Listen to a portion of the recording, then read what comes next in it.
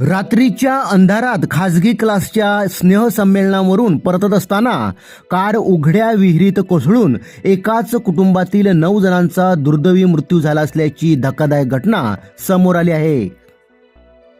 ही दुर्दैवी घटना रात्री 10 वाजताच्या सुमारास नाशिक जिल्ह्याच्या दिंडोरी येथे घडली आहे।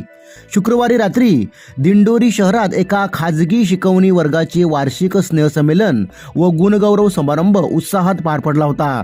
कार्यक्रम संपल्यानंतर इंदोरे गावातील दरगुडे कुटुंबातील सदस्यांसह काही विद्यार्थी कारने आपल्या गावाकडे परतत होते।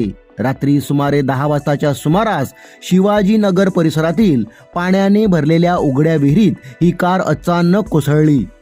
या घटनेची माहिती मिळताच स्थानिक नागरिकांनी तातडीने मदतकार्य सुरू केले। त्यानंतर पोलीस अग्निशमन दल पथकाने घटनास्थळी धाव घेतली। विहिरीत मोठ्या प्रमाणात पाणी असल्याने आणि रात्री अंधार असल्यामुळे कार शोधणे कठीण ठरत होते। अखेर 3 हायड्रा क्रेनच्या साहाय्याने मध्यरात्री 12 वाजताच्या सुमारास कार विहिरीबाहेर काढण्यात यश आले।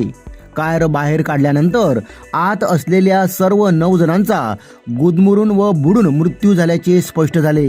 या दुर्घटनेत 7 विद्यार्थी आणि 2 पालकांचा समावेश असल्याचे प्राथमिक तपासात समोर आले आहे। या घटनेमुळे इंदोरे गावासह संपूर्ण दिंडोरी तालुक्यावर शोककळा पसरली आहे।